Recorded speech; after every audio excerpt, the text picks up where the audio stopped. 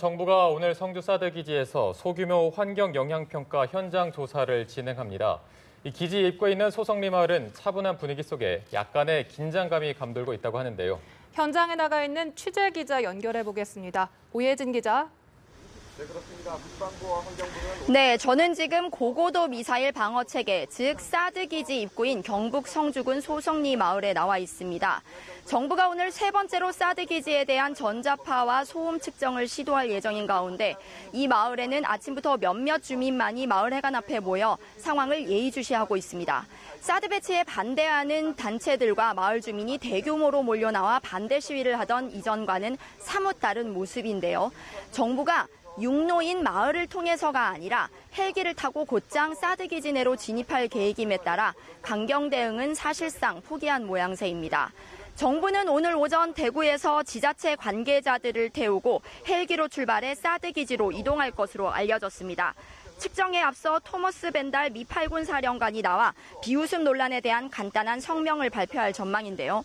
이는 지난 4월 사드 2기가 기습적으로 배치될 당시 장비를 이동하던 미군이 휴대전화로 반대 시위 중인 주민들을 촬영하며 웃는 모습을 보인 데 대한 것입니다.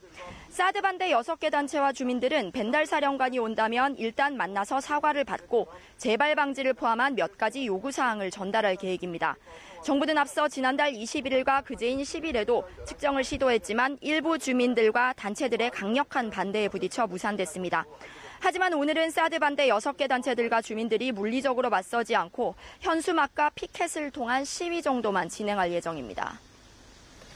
네, 조금 전에 말씀하신 것처럼 재측정 시도가 불과 이틀 전에 있었고 무산됐다가 어제 갑자기 다시 시도하는 것으로 결정이 됐는데 이렇게 정부가 서두르는 이유는 무엇입니까?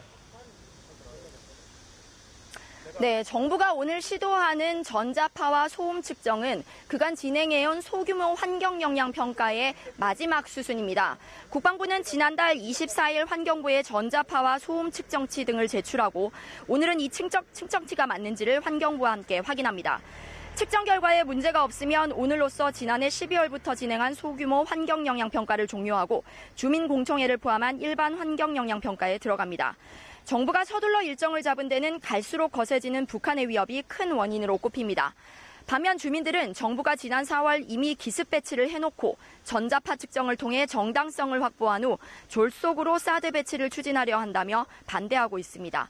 지금까지 성주군 소성리에서 연합뉴스TV 오예진입니다.